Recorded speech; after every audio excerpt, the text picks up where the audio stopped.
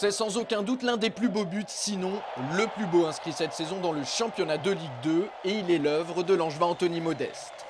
Un but ou plutôt un véritable bijou de reprise de volée des 30 mètres qui a permis à l'équipe entraînée par Jean-Louis Garcia de s'imposer 2-1 contre Clermont vendredi soir dernier au stade Jean-Bouin.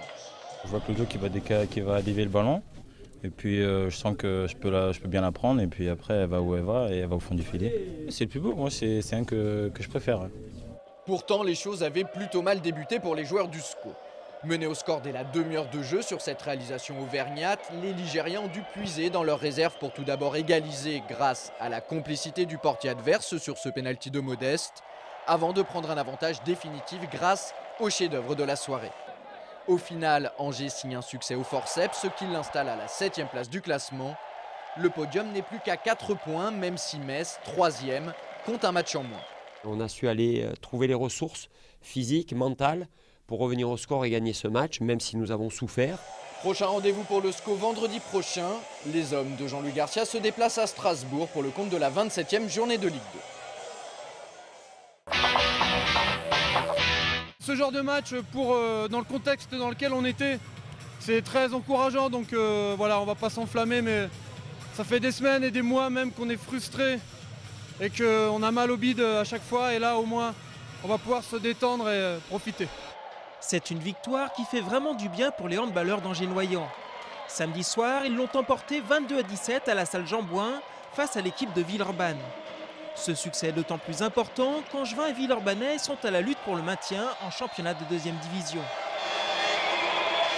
On avait besoin ce soir de gagner pour prendre une petite avance à la fois mathématique et à la fois mentale sur cette équipe de Villeurbanne. Voilà, c'est fait. Félicitations aux joueurs, c'était difficile, très compliqué, on était tendus, mais on a vraiment défendu comme des chiens et on va chercher cette victoire. Bravo aux joueurs. Avec ce succès, Angers-Noyant pointe désormais à la 9e place du classement.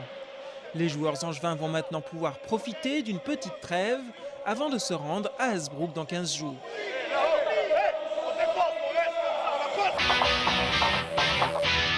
En bref, quelques résultats. La très belle performance de Saint-Léonard qui s'est imposée face à Bayonne à domicile, 78-62.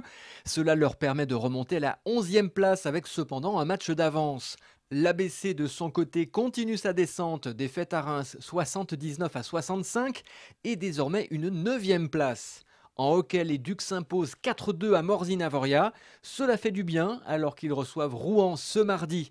Notez que Martin Lacroix est l'invité de Sport 7.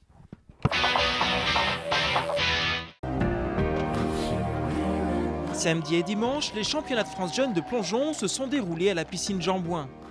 L'Angevin de la Vaillante, Maxime Rousseau, a décroché 2 médailles d'argent. L'une au tremplin de 1 mètre, l'autre à 3 mètres.